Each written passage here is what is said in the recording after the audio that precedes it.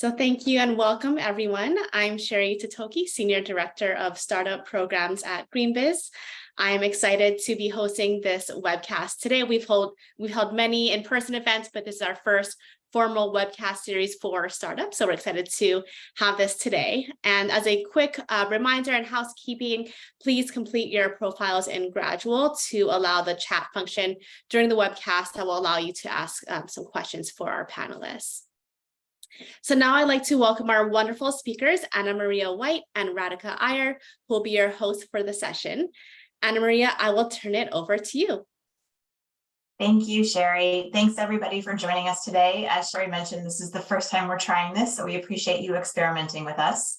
I'm Anna Maria White. I have a communications firm, and we specialize in strategic communications for climate tech startups. I'm currently working with a few early stage startups in Seattle and then also kind of around the US. And I've been doing this for only a few months now, actually, which is really exciting. So one of the things I think is always interesting when you get a bunch of climate folks together is to talk about your climate origin story, because I think everyone comes into this in their own way. So mine is, it's been on my mind for a really long time. My family actually relocated from LA to Seattle about 2 years ago, in part because of climate change, because of the weather, the air quality, the lack of water in Southern California. And then once we got up here, I was working for one of the evil empires that tends to be located in Seattle, so not climate. And my daughter was old enough to read the Lorax. I don't know if anybody remembers that. It's basically the Dr. Seuss extractive capitalism book. And that was her favorite book for like a month. And it got to the point where I literally couldn't read it without my voice cracking, because I was just so sad about the fact that I was part of the system that this book was criticizing. So I had to do something about it. So I did. So I left the evil empire and I kind of went out on my own, and I'm now fortunate enough to be the fractional head of marketing and communications for iGen, as well as having a few other comms clients, helping them get their branding together, get their media relations organized, and being really strategic about that as they set up for a funding round. So that's me. That's how I'm here today. And Radhika is kindly joining us today as well. And she's going to bring a different perspective into the conversation. So between the two of us, hopefully we'll have a really well-rounded strategic comms conversation. So Radhika, would you like to share your story with us? Yeah, sure. Thanks, Anna Maria. Hey all, I'm Radhika. I am the head of marketing here at Energy Impact Partners, a venture capital firm that was really custom built to invest in the energy transition.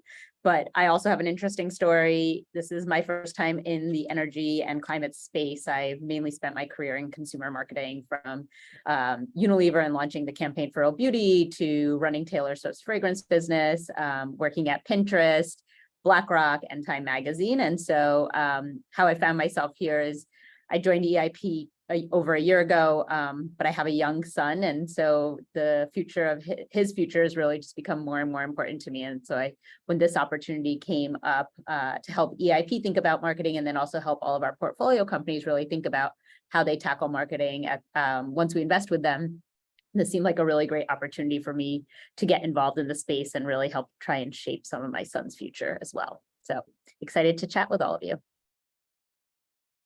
That's awesome. Thank you. Thank you for sharing that. Great. So we have a pretty fun agenda for everybody today, and this is a little bit of a build. So we're first going to talk about some best practices and some examples of creating your value proposition, and also a little bit about how that's different from the way that how you talk about your value proposition to different audiences. And then we talk about your own channels, and we'll go into what we mean by that, and then also how that is differentiated by audiences. And lastly, we'll talk about media relations. So once you have your value proposition, you have your messaging, then how do you craft a really compelling pitch? And how do you do all of this on an early stage budget? So with that, I think let's dive in. Oh, and housekeeping, we will be taking questions throughout the session. So you can, as Sherry mentioned, you can complete your profile and use the chat function and drop your questions in, and we'll be picking 1 or 2 questions as we go along. Great. Okay. So value proposition. This, I think, is something that a lot of startups are probably familiar with from an investor standpoint, right? Like a lot of folks are thinking about how to communicate what you're doing to your investors, especially if you're looking for a seed round. However, it can be a little bit different when you're looking at audiences outside of investors. And so that's what we wanted to really focus on today. Radhika, would you like to share some ideas about how you help your portfolio companies or what you've seen work in terms of crafting your vision and mission statement and kind of using that as the foundation for your overall messaging? Yeah, of course. So I think the first thing is really talking to your stakeholders and just getting everything down on paper, like everyone that's been involved since the start with your company, whether it's your co-founders, your first employees, your investors, everyone has a point of view of why they got involved with you. So get that point of view from each person and write it all down. I think wordsmithing comes second, but like first getting all the ideas down, seeing where you see some themes, understanding what you believe to be the purpose for your existence is really important to like honing in your vision and mission. And then don't think about getting it perfect. Like it should be something that you can iterate on over time. But having the premise there, having like a place that allows everyone to talk with the same language is going to be really important to like all the other things we'll talk about as we go through today. But it is really about keeping it simple, not trying to be perfect, but really honing in on why you exist and what differentiation you bring to the table to help shape that mission. Yeah, and I love that idea about not trying to get it perfect, especially at an early stage, because the company is changing so rapidly that what you have for your seed round may be completely different than what you end up for your Series A. Hopefully you're directionally aligned with the language you use can evolve over time, right? Is that kind of what you were thinking? Totally. Yeah. I mean, if I take EIP as an example, I've been here a year. EIP has been around since 2015. And one of the things when I went around to like really think about how do we reframe our mission, since now climate tech is so trendy and everyone is talking about it and everyone is getting involved, it was like, okay, well, we are pioneers in the space. How do we really bring that to the forefront? And so being able to iterate on a regular basis is normal, because as new players come in, as new things happen in the space, you have to continue to make sure you're feeling differentiated and your mission is coming to life, but also doesn't sound like someone else could say the exact same thing.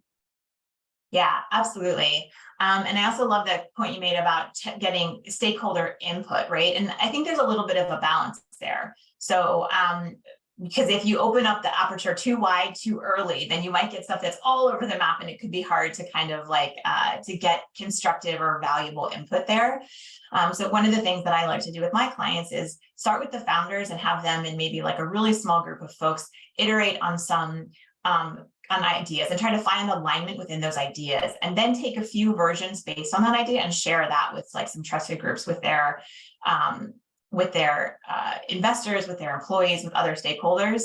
And like, however, that's also like after maybe you've had just some general conversations with some of these folks, right? Like, why are you here? What drew you to this? And then you can use that as input to that initial kind of brainstorm, and then take some language back to a small stakeholder group again and get feedback. Like, when you read this language, are you inspired? Are you interested? Do you feel like you know what we do? Yeah. Is that kind of what you've seen as well? Totally. And like one of the things I did when I joined EIP, for instance, and what I did when I was at Time also when we were reshaping our mission, was I sent a survey around to like key employees. Yep. And said, like, I had the same 5 questions I asked everyone to see like how similar or how different people's answers were. And I think that can be a really nice way to do it. And some of the questions can be not about you, right? Like I asked at EIP, I was like, who do you think our biggest competitors are? List your top 3. Yep. And I probably got a list of 80 competitors from the employees, even though I asked for like a top 3. It was so vast. And I think it gives you an idea of like, wow, are we all over the map and nobody actually or are we so on point that everyone is telling you the same thing? So like, could be just like, what are 5 words you'd use to describe the company? Why did you join the company? Or like, why do you believe in the company? Who do you think what's in our competitive space? That way you can like do some searching on the competitors as well and get some inspiration, and be like, oh, we shouldn't say that. Like, that's not us, or we don't want to sound like them. So I think it is trying to not ask everyone different questions, but the same ones is helpful in streamlining the responses and also streamlining like where you end up. Yeah, I love that. And I found that Google Forms can be super helpful for that, right? Like assuming that most startups are using Google Pretend probably or something similar as their as their workspace, then a Google form, you can send it to all the folks. The answers are the same. It compiles it for you. I actually just did that with one of my clients, Wattby. We're working right now on their vision and mission. So we got that input that you talked about. Then we had a small group iterate on the language. And then we sent out a second Google survey to employees with the draft language. We were like, what do you think about this? Do you think this resonates with all of our various audiences? And the feedback we got was actually really helpful. So we evolved it, and now we're like really close to having some final language there, thanks to the various input from different stakeholders at different parts of the process. Yeah. Yeah, I think my last piece of advice would just be like, keep it simple. You have to remember, like, you're in such an early stage in the energy transition, in climate tech, like everything feels new to people, right? There's so much new technology that you're uncovering. So how do you make sure it's easy to understand and not something that like sounds great to you, but is really hard for everyone else? Like you live and breathe it, most people don't. So just remember that when you're pulling this together. That's really true too. And I think that also can really come into play when you're talking about it white space, right? Like you said, climate is so new that there's a lot of brand new areas even or approaches. So how would you recommend folks talk about their mission and vision when they're also trying to define a new space?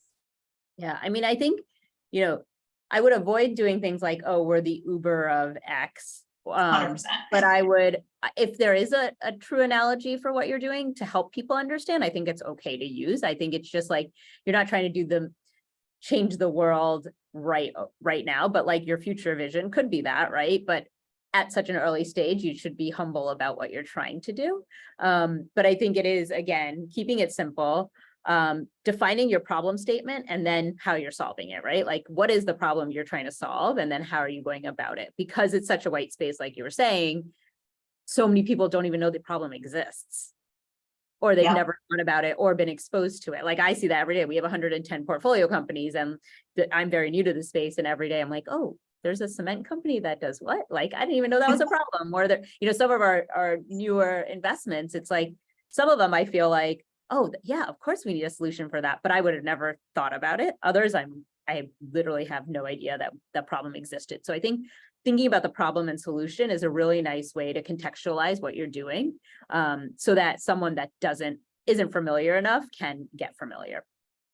Yeah, I love that. And I felt very much the same way when I started working with iGen, for example. They're trying to decarbonize agriculture. And I guess in the back of my head, I kind of knew that agriculture was contributing to emissions. I had no idea the scale of the impact. It's depending on what numbers you look at, agriculture globally can be either 25 or 33% of total carbon emissions. And that's just insane.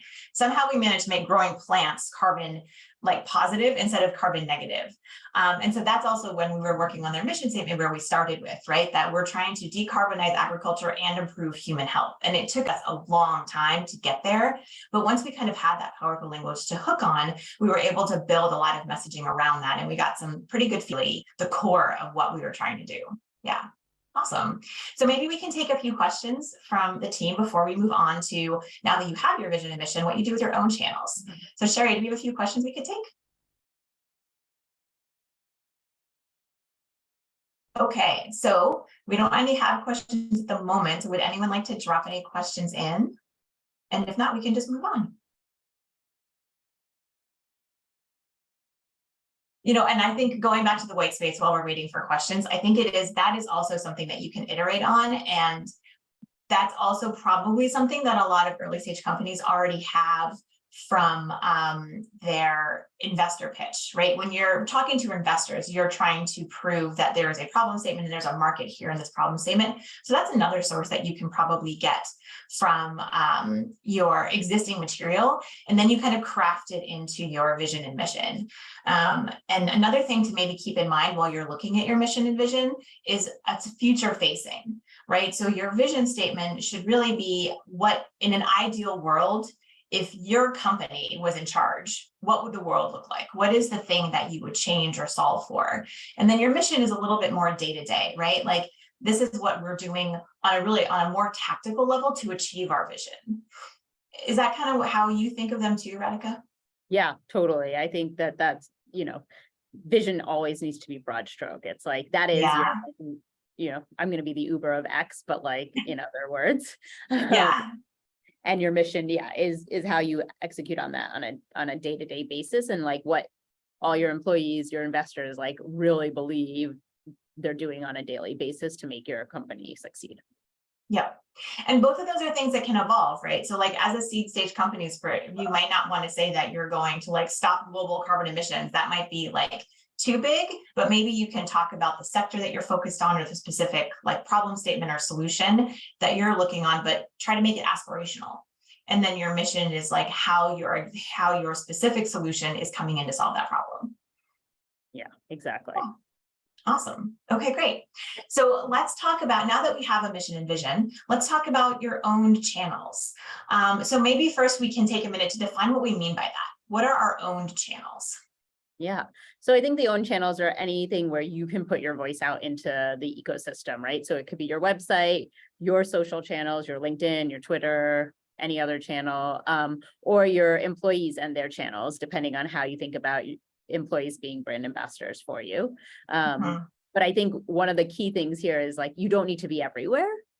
Pick and choose the right channels to support the messaging you want to get out there. And then also realize like, it's not a one size fits all approach. So what you do on LinkedIn doesn't mean that's what you should do on Twitter, doesn't mean like you should do it on your website or your blog. Like every channel that you decide to utilize has its own role. You should define its audience, you should define its objectives, and you should really think about, what do you want to achieve? Like, who are you trying to reach, and why do you want to reach them? And then what's the content that you could reach them with?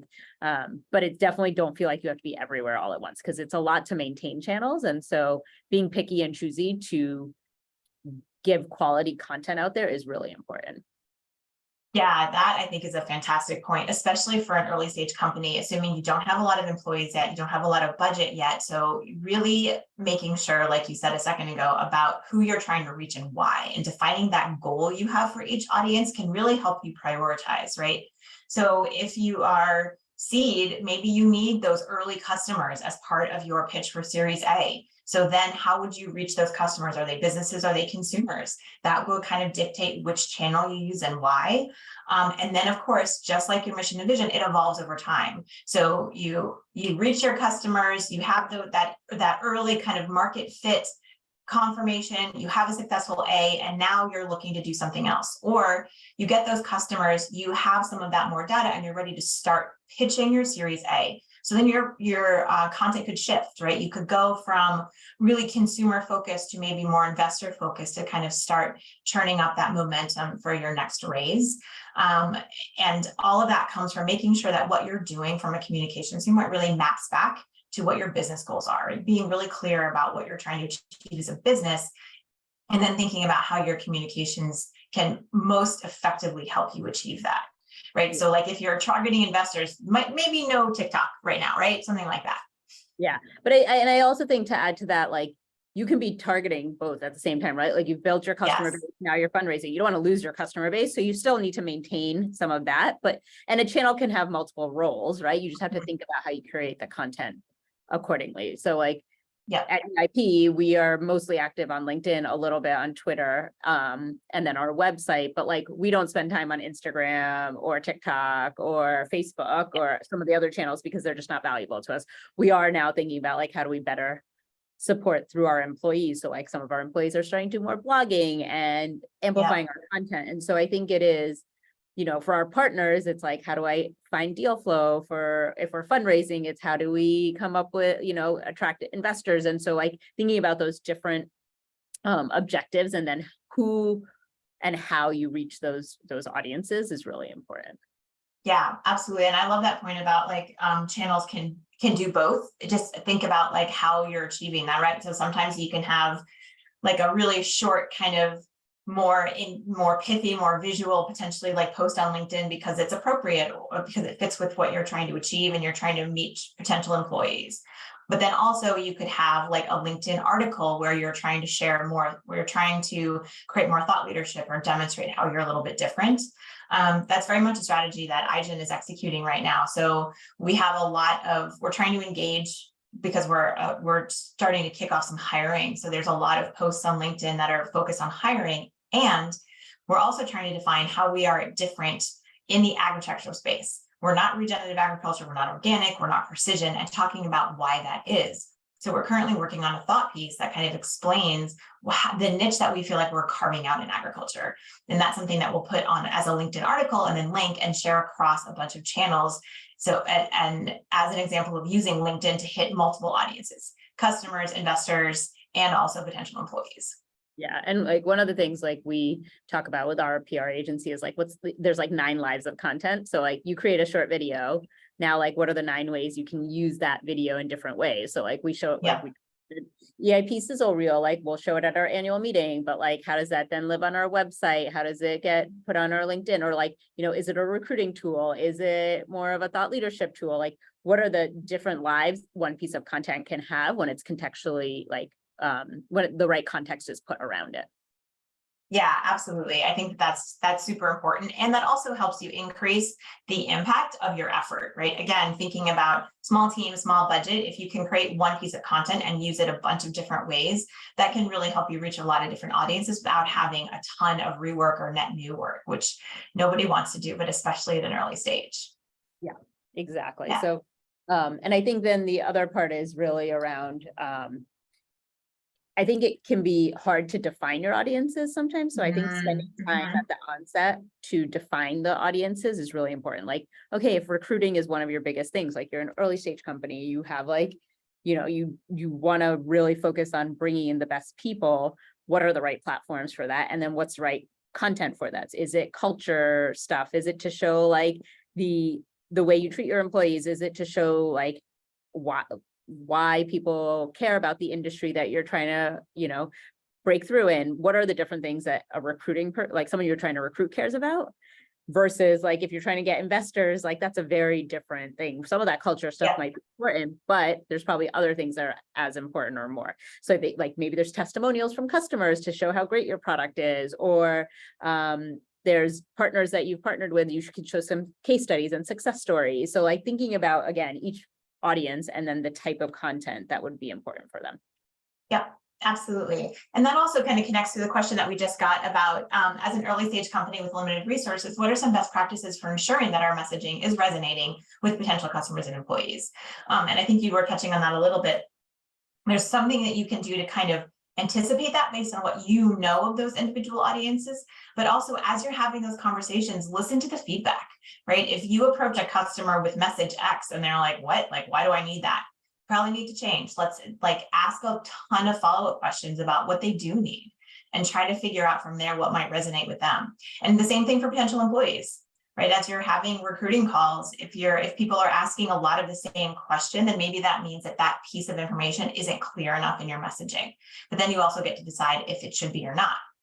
Yeah, and I think measurement can be really tricky if you're not like a selling direct to consumer, right? So I think that, and I think it's a battle I fight a lot too. When you're in a non-tangible place, how do you measure that success? Is the other part of this question, and I think you have to be clear, like there's awareness driving tactics where you're just like, hey, we're putting our message out there to like just be in the conversation and partake in the conversation. And that's hard to measure, but you can look at, you know, on social media, you can look at the engagement of your posts. You can look if people are clicking through. If it's a recruiting tool, like, you know, you're using LinkedIn for recruiting, you could look at like the number of applications you get or the number of times people are coming to your page. So I think it is a little harder to measure exact success when you're not selling a tangible product. And I think that is something you have to think about, like, what is the ecosystem you're building? So like, are you getting out there enough that like when someone hears your name, they're like, oh, I've heard of that company before.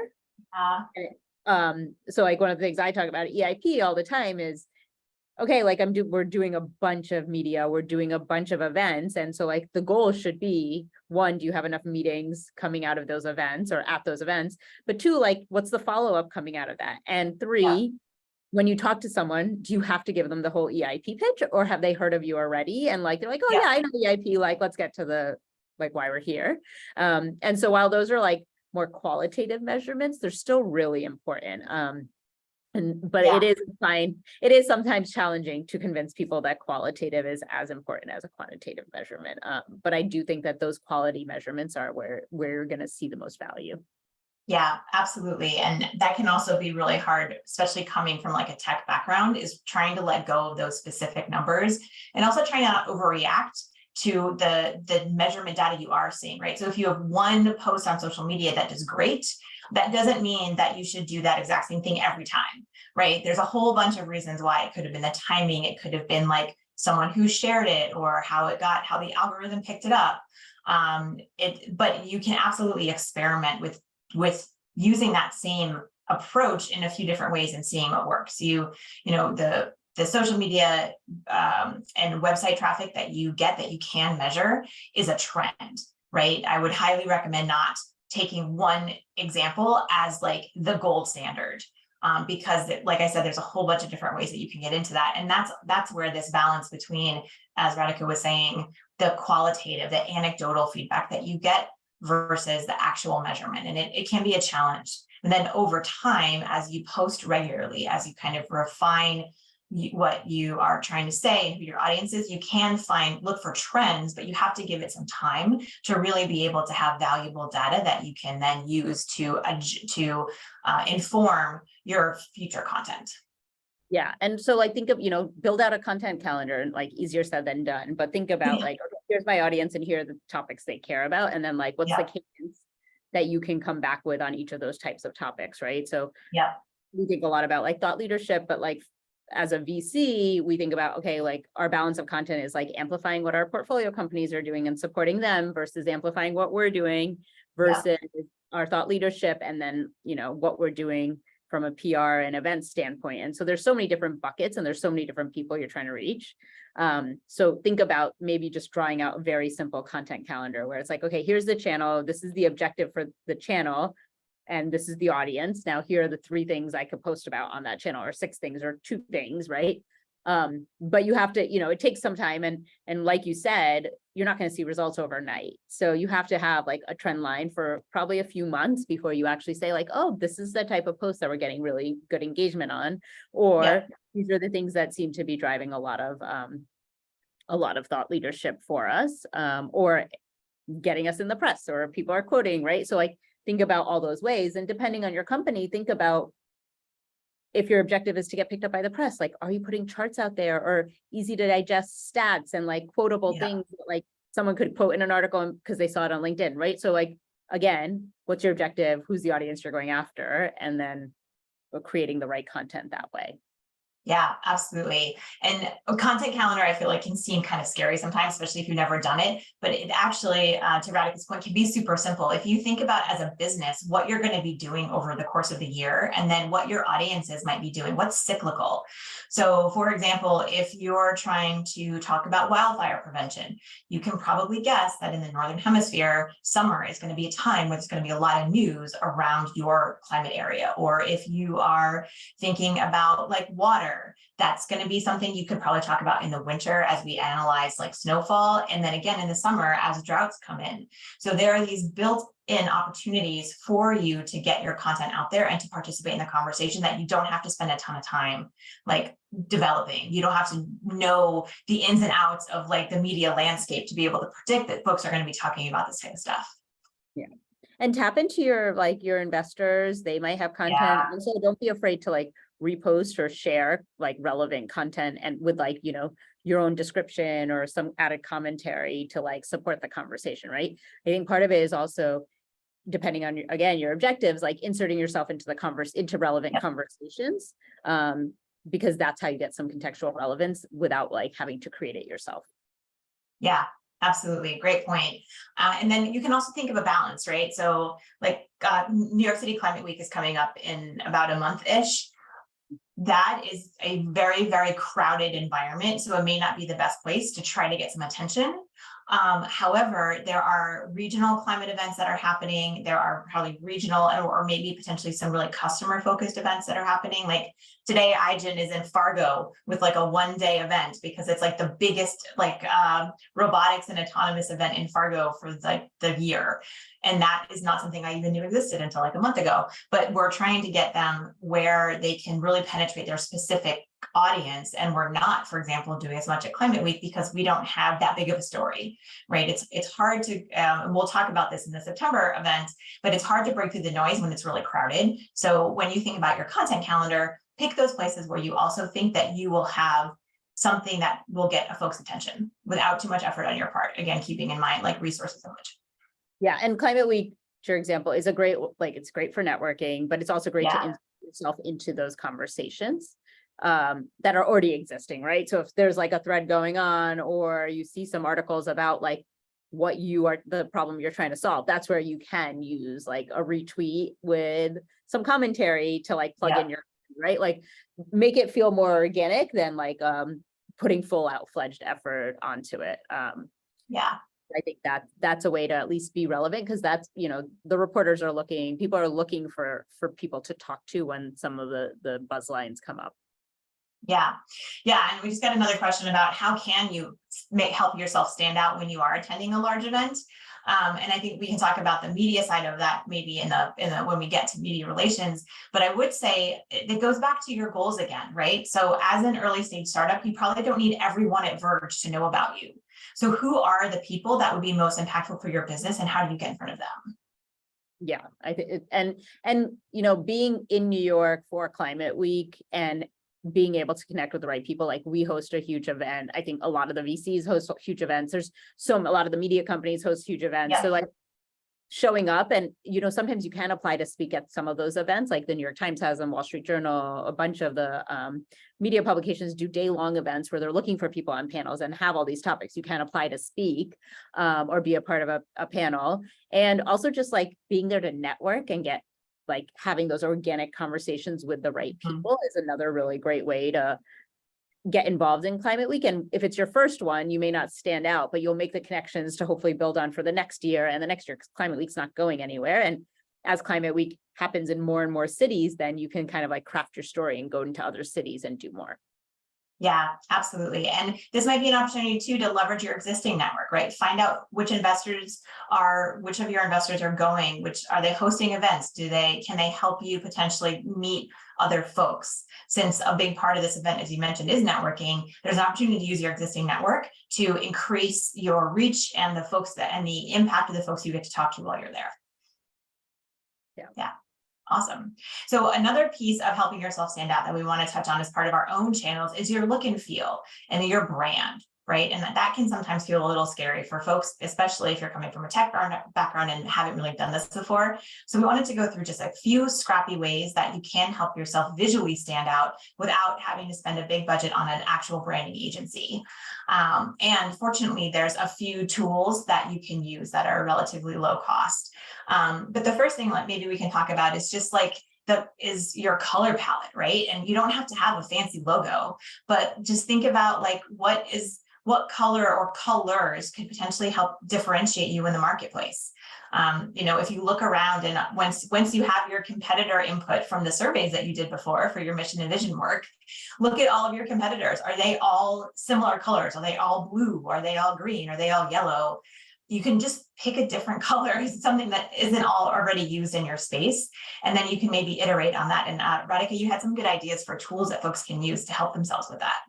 Yeah, and I think before we go into tools, I think it's also thinking about how your brand permeates on all touch points. So it's not just like what you look and feel like on your own channels, but like your own channels include like your PowerPoint presentations and your pitch decks and everything you're doing. So like pick a color palette that works for you, but make sure like your logo, your color palette is consistent across everything, right? And using tools like Canva are a great way. Like you might have one color, you're like, okay, I'm going to do this like dark green color, but like everyone in Climate does green, including EIP. And so like, how do you then like complement those colors with something that is unique to you? And Canva does a really great job of like helping guide you through that. But what it also does is like, once you have your colors, you can upload all your color palette to Canva and like automatically have your font and everything defaulted, so that when you create a social post, when you create anything, it like automatically includes all of the things that you've already set up. And that makes it a little more turnkey. So you can like create a LinkedIn post, and if you want to use the same type of post on Twitter or anything, it'll automatically like help you create that. And so using tools like that, I use them all the time, I've used them throughout my career, are like very helpful to save time and like be more creative than you might have the expertise in. Yeah, that's a great point. I've even used the like layout suggestion function on Canva sometimes to make slides look a little bit more interesting, right? Because when you have a slide, as long as you don't have like 4,000 things on it, it can give you suggestions for like how to make the layout look more visually appealing. And I found that to be super, super helpful. And also tools like in video, back to our conversation earlier about the 9 lives of content. If you have some content, you can create that in video, but you can also cut different lengths of it, different versions of it. And that's all pretty easy to do in tools like that. Yeah. Yeah, exactly. Awesome. And I think that also goes back really quickly to your point about quality over quantity, right? You don't just want to be throwing content out there like every week just because. That's probably not going to help your brand. It's probably not going to impact your audiences. So make sure that you have something good to say and that it looks pretty, and you can spend a little bit more time on that and post less often to make sure that you're really putting something out there that's a value add to your audiences. Yeah. And I mean, it's very easy to go on any of these platforms to find their best practices for creative. Like I used to work at Pinterest and run their creative strategy team. And I would work with all of our clients, and we had like a playbook of like, hey, like this is the type of fonts. These are the like size of the fonts. Here's where headlines work. Like on Instagram, it was like always like, don't have a headline. On Pinterest, it was like always have a headline. So like look up best practices for whatever platform you're looking at. To just like make it easier for yourself, like, oh, okay, we can do that, or like people do care about this, and then create accordingly. Because again, you want quality out there, but you want quality that works on the platform, not just quality that you like, that you think like this is quality content, but like you have to make it tailored to each platform that you're working on. Yeah, absolutely. Awesome. All right. So I think with that, we'll probably move into our third section, which is media relations. And this connects a little bit to the question about Climate Week and Verge and how you stand out at other big events. But before we dig into that, let's talk about how you get yourself ready for a media interview. So we'll talk for a few minutes about your media message, which is different than your mission and vision, and it's different from the way that you talk to investors. So Radhika, maybe you could talk us through some of those like key points about when you're thinking about media messaging, what do you need to keep in mind? Yeah. So I think it's really think about what matters to the person you're talking to, not what matters to you, right? Every reporter usually has a reason why they want to talk to you. Like think about it from their perspective. And you know, sometimes like a founder story is really helpful and sometimes it's not. And so like, is that important to like the conversation you're going to have? You have to really suss that out. Like I have a company I'm working with right now who loves their founder story, but it's just like their relationship is their founder story, like how they met each other, not how they came to the problem they're solving. And so like, for me, I'm like, guys, this is not a story that's going to get us in the door with some of these reporters. What's going to get us in the door is the problem you're trying to solve and the lives you're saving by solving for this problem. And so let's lead with what is going to be most interesting to everyone else and what's going to like secure the headlines. But also like, once you get in the door, there is room to tell the story if the reporter asks or it comes up, or there's other formats where we can tell it, like a long form podcast. So you don't have to like let it die, but you have to really think about your audience and craft the right proposal and pitch to tell that audience. Yeah, absolutely. And I love your examples of like different types of media too. And that's absolutely something to keep in mind, right? So like Axios probably doesn't care about the founder story if it's just like, you know, feel good, right? They're like super, super short and to the point. And you want to do a little bit of that research when you're thinking about who you're talking to and who you're pitching. And so, and on the flip side, though, there are some times when founder stories work. So like with iGen, both founders have illnesses that are connected to herbicides and pesticides in food. And so that's a big part of their mission is decarbonize agriculture and improve human health by helping agriculture be carbon and chemical free. So that is absolutely something that we lead with because it works for them. There's like a whole bunch of other folks that it doesn't work for, and it's not also going to resonate. And even that might not be something that I pitch to Axios because it's not like a big number, right? It's not like a global, it doesn't have the same hook that type of outlet is potentially looking for. So the other thing too, mentioning about numbers is data, right? Like when you think about the story you're trying to tell, you want to make sure that you're using data as proof points as much as possible. And this can go back to the problem statement, right? So if you're early stage, you probably don't necessarily have impact data yet, but you could talk about the scope of the problem. And you can also talk about how the potential for your solution to address that problem. Yeah. Is that something that you've seen work as well? Yeah, I think I always find that like having like good quotable tidbits and data are the things that reporters love the most, right? Something that like in a sentence, they can like frame up the problem or frame up the solution. So to your point, like early stage companies, you're not going to be like, oh, we serve 50% of the customers in the state, or we do X, but you can say like 50% of people experience this problem that we're trying to solve. And like, again, like framing it through data and numbers makes it more tangible for people that aren't familiar, especially because it's like, oh, this is a big problem, or at least quantifies what you're trying to do. And so I think that data is really big. And I also think like making sure you are being consistent across everyone talking. So like if you are in the interview with your co-founder, are you saying the same thing? Or are you saying different things? So like consistency is key with reporters. What they don't want is to hear like 3 different stories, right? You know, and so like it could be an interview you're doing by yourself, could be you and a co-founder or someone else on the team, but it also could be you and an investor, right? Like one of the things I do a lot is like, I do a lot of press with our deal leads and like the company that they're investing in, and making sure everyone's got the same brief is really important. We don't want to ever say something that contradicts someone else or that sounds just like a little different, because then if we're not aligned, no one else is going to understand what we're doing. So I would say like write it down and be consistent. Everyone should be talking about the same thing and should be saying the same thing, whether it's employees or investors or anyone else that's like being outspoken on your behalf, like making sure you've written it down and you all align. And again, goes back to the vision and mission work, right? Like write it down, and if it doesn't make sense, iterate on it. Or if you hear yourself in an interview and you're like, that doesn't translate right, or you get more probing questions, you can iterate on it, but you should go into each pitch and interview with that the same thought in mind. Yeah, I love this idea about being consistent and making sure that you're sharing these numbers across the board, right? So if you have a stat about like the problem statement, you want to make sure your investors agree with you on that, right? If they're going to, especially if they're going to be talking to press on your behalf, and the same thing for employees and customers. So if you ever are offering other folks up to press, make sure for an interview, make sure that they have the same information that you do and they're aligned on what the stats and data and other proof points are that you're offering. Absolutely.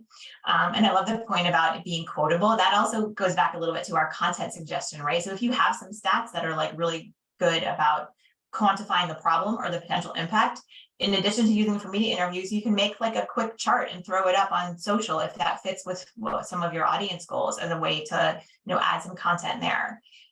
So one of the themes I feel like that's emerging from this conversation is always thinking about multiple ways to use the same thing, right? There's lots of different ways that you can tell your story and lots of different ways that you can use some content that you put effort into. Yeah. So now that we have our messaging down, now is the potentially scary part where you have to pitch the press and then actually talk to them. So let's talk for a few minutes about how you pitch and then what happens when they like say yes, and now you have to actually go on the record with a reporter. But before we get there, let's talk about a pitch. So in your experience, what makes a really solid reporter pitch? I think, again, making it easy to understand, like the problem, and that like framing your problem and contextualizing the solution that you're doing is like what is going to either be a hook for a reporter or not. So like, what is that hook? Like, what do they care about? And then doing the outreach to that reporter, being like clear in what you want to cover with them, right? So I think it's now easy to get in touch with reporters. Their emails are everywhere. They put them on, like even at the end of most of their articles, they're like, oh, reach me here. And they put their email address. So like, it shouldn't be hard to find the reporters you want to go after. You start at the public, list the publications you want to be in. And don't think like the home run is only getting into like the New York Times or the Wall Street Journal or one of these like big tier 1 publications, right? Depending on your objective, again, it goes back to your objective. Think about like, what are the specialty ones that could be really good? Like we talk a lot to like T&D World because utilities are really important to us here at EIP.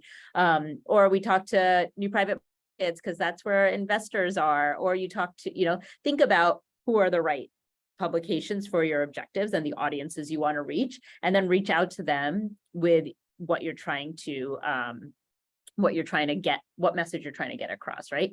And don't expect, like, sometimes you're not going to get the headline. You might be a support in an article. You might be a proof point for an article too. And that's okay. Like, you got to start somewhere. So like, one of the things I always hear is like, I need a headline. And I'm like, but what you need is actually the coverage to get to a headline, right? The headline doesn't come right away all the time. And so don't be disappointed when a headline may not come right away, but building that repertoire with reporters, being seen to as an expert, being seen to as someone that's like creating in a new white space or creating a new solution is what's going to help you build those relationships for the longer term.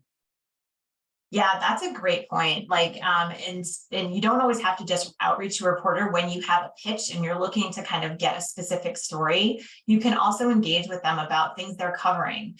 And like you said, offering that expert voice. So if, do your research, look at the reporters that are covering your space or adjacent spaces if you're in a new space, and you can send them an email and comment on their articles, like before you even necessarily want to pitch them. That's part of kind of generating your brand awareness. I think that's a really, really great point. And also make sure you do your research, right? Like if you are in a utility space, you don't want to be talking to the reporter who covers nature-based solutions, right? Like that's not going to be a good fit. Exactly. And that may not go well. So let's just really, before you start emailing reporters, just make sure that you're doing enough of a research to understand what they're talking about. And sometimes they will have that in their bio on their outlet, and sometimes they won't.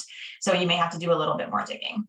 Yeah. And I would say one thing to think about too is like, once you start doing press outreach and you think you're going to get coverage, is there somewhere like if another reporter hears about you or reads that article, like, can they get in touch with you? Is there like a press contact on your website or a way to contact you that they could easily find? Because you'll get inbounds as you start doing outbounds, right? And so like thinking about that cycle is really important as well.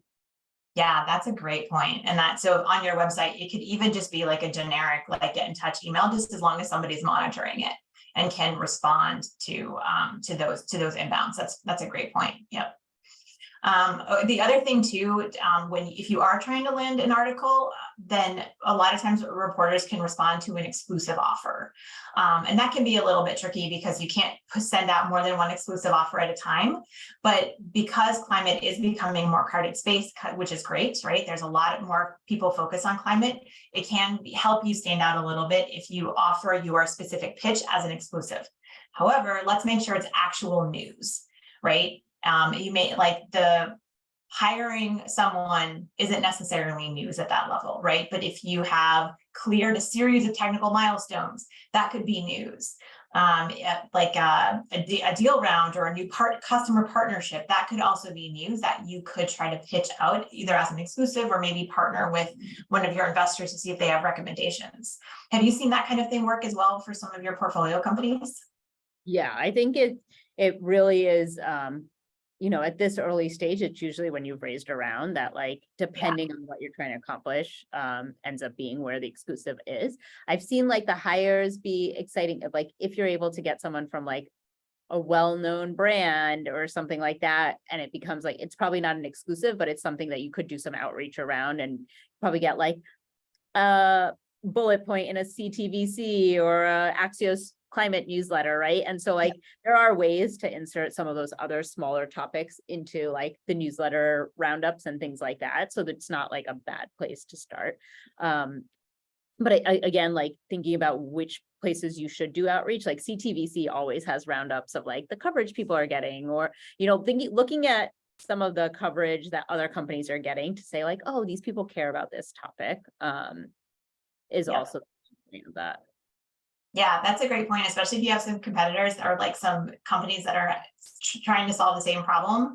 Like look at who's covering them and kind of the angle that they're taking. That could give you some ideas about reporters to contact, but also ways to differentiate yourself, right? Like if you saw a reporter cover a company in a similar space, don't send them the exact same pitch. Send them something that talks about how you're different or how your solution is potentially like more unique or more impactful or more whatever, or different somehow. Yeah. So we are rapidly coming up to time. So let's move quickly to our actual interview. And then I know we have at least one question coming in, and hopefully we'll have a few minutes for questions at the end. So you set your pitch, you have your interview. Oh my goodness, now you actually have to press. And this is on the record. So let's always talk about that, right? Like you talk to press on the record. And that can sometimes be a little nerve-wracking. So let's talk about some best practices for that. So Radhika, do you want to kick us off with what are some of like the really key things that you think folks can keep in mind when they're doing an interview? Yeah, I think the first point to your point is like, make sure, is it on the record or is it off the record or is it on background? Like those are huge things. And sometimes if you've done outreach to a journalist, they might say like, oh, you know what, I want to think about this. Let's do it on background. And then like they have to come back to you with confirming quotes and things like that. And that's okay too, right? It's a great step in the door. So don't think like if it's not on the record, it's not worth your time. It's very much worth your time. I do a lot of on background interviews with our deal leads because it's helping to build a relationship as well. Yep. So think about, okay, what type of interview is it? And then always talk like it's on the record because you want to be quoted if possible on the things you're saying. I would, once you secure the interview, one of the things you can do is ask a journalist, like, are there any questions that you have in top of mind that you'd want me to think about prior to the interview? That's a really great way to prep. And some journalists will be like, oh, I just want to talk about, a very vague statement. Or some journalists will be like, here are the 4 questions I'm trying to answer. And so like that can help you prep. Either way, I would write down your key points that you want to communicate and think through the questions that they might ask, right? Like, so that you've got some bullet points and you've got some succinct bullet points, right? One of the things I've found when I work with founders and early stage startups, especially, is like, you love to talk about what you're doing because you're so passionate. And for a reporter, that can be overwhelming. Sometimes you just need to like be succinct and be like, okay, here's like my 1-sentence answer to the question. Now let me pause and let them probe and ask more or ask a different question, right? Like something that may be really interesting to you may not be the angle they're trying to go for. And so writing down succinct points, but also, pausing and being comfortable with a little bit of silence for the reporter to then ask you more and probe more is always really good, right? The more the reporter has control of the conversation of like, feeling like they can ask the questions they need to accomplish the best story, the more likely you are getting like the coverage you want. And it's okay to feel like you didn't get all your points in, because at the end of a interview, usually a reporter is always going to ask you like, is there anything else you want to tell me? Or is there anything I missed? And that's like your key moment to be like, okay, I didn't get these 3 points out. Like, here are 3 things I want you to know. Again, three bullets, not 3 soliloquies of like everything you want to say, but you will almost always have that opportunity to get your key messages across, even if it's not till the end through your own volition. So I would just be prepared, write everything down and be brief. Again, think about how you can be quoted and think about the stats and the numbers and the data you can bring forth in all of your answers to like really make it as tangible and contextually relevant to the reporter. Yeah. That's so many great points there. So maybe starting with that's writing it down, right? So especially if you're nervous, folks have a tendency to ramble, and you absolutely don't want to do that, to your point about being succinct, but also making sure that you're being accurate and you're sticking to your goals for the interview. So write it down, make sure you have your proof points, and practice out loud, because the way that it's written down, when you say it out loud, might actually feel awkward to you, and that's not going to help you in the interview. So I think those are really, really important points. And then the next thing here is pausing. When you're done, you just potentially told the reporter something they've never heard before. So it's going to take them a few minutes to write down what you said and then think about their next question or where they want to go from here. It is imperative that you do not start talking again. As Radhika said, you have to let them think about it, digest, and then answer your next question. So one of the things that I always do in my media training is we practice pausing. We practice being comfortable with silence. So, and what I like to do is when you have answered their question the way that you want to answer it, you stop talking, and in your head, you count to 10. And that feels really long, but that's how you can help yourself make sure that you don't just start talking again. I know we're coming down to the end of time.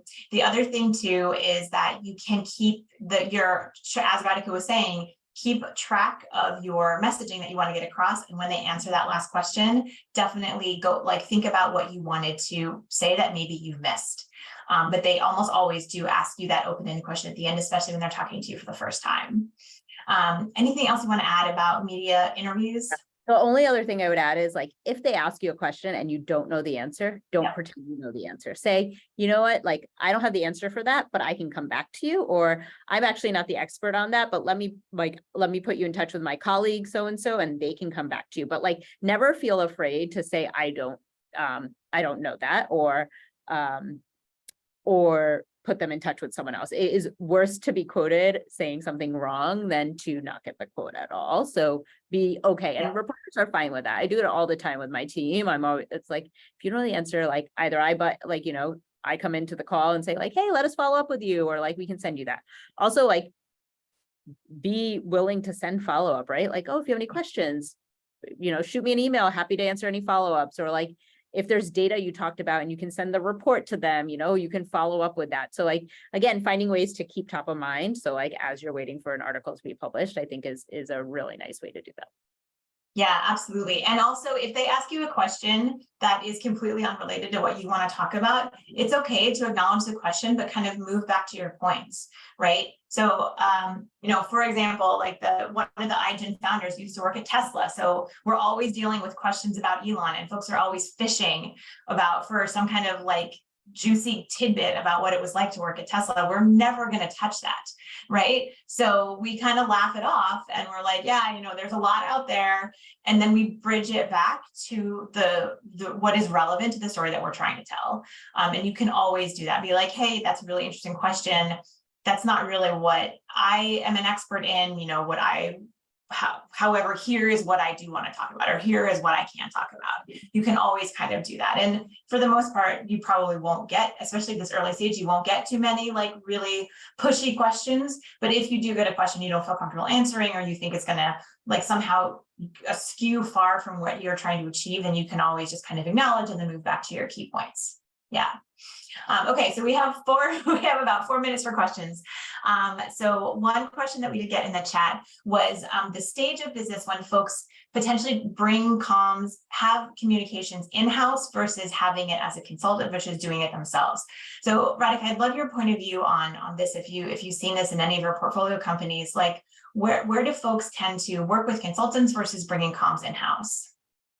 So I think it really depends on your objectives and what you're trying to achieve, right? So if you are speaking at events and getting your name out there, and you're in a very topical environment where you can be a part of multiple conversations on a regular, getting a PR agency is probably what's helpful. If you're hey, we just need someone to help curate our content, we might need a press release once in a while, or I would do you could probably get a social media manager or PR manager in-house and not spend the money on an agency. I think you have to think about how much content are you actually trying to get publicized outside of your own channels? And then what's the value there? I was working with one of our portfolio companies. They were hey, can you give us a bunch, do you have any recommendations for an agency? And I gave them a few agencies. And one of them was the agency I work with. And that agency came back and they're we don't actually think they should pay for an agency right now. They don't have enough to do. And agencies aren't, they're not cheap. So having someone in-house, if you have little to do, that maybe has the network of reporters and journalists contacts, that might be way more affordable for you. And so I think it is really thinking about what are you trying to achieve? And one of the best ways to think about how to figure that out is to write an RFP for an agency and be okay, what are we trying to achieve? And is that a job description, or is it that you need a network from a PR agency that can help you do that? But I would say a PR agency is probably not until you're at least a Series C. Yeah, I agree. And I think that potentially from broad strokes, obviously each individual business is different, but thinking about getting a little bit more formal with your communications as you approach Series A, and then maybe by the time you're Series B, it might be worth looking at bringing someone in-house, or kind of building out this building out more robust services from an agency. But again, it really depends on what your goal is. So if you are a consumer focused company, you may have to do that earlier to kind of create that sales funnel to get actual customers to come and buy your product. If you're more B2B, you may be able to wait a little bit longer and just use networks to try to get in front of the customers that you need. Yeah. Yeah. Awesome. Well, thank you so much. That hour just flew by. I really appreciate the conversation. And thank you to everyone who joined us. I hope that you enjoyed this. Again, we've done it. This is the first time we're doing this, so we'd love your feedback. Also, we will be doing a follow-up event on September 27th.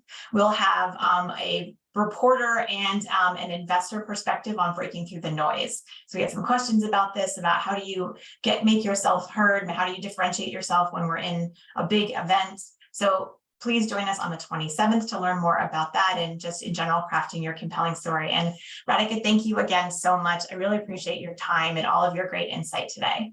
Yeah, thanks so much, Anna Maria, for having me. And thanks everyone for joining us.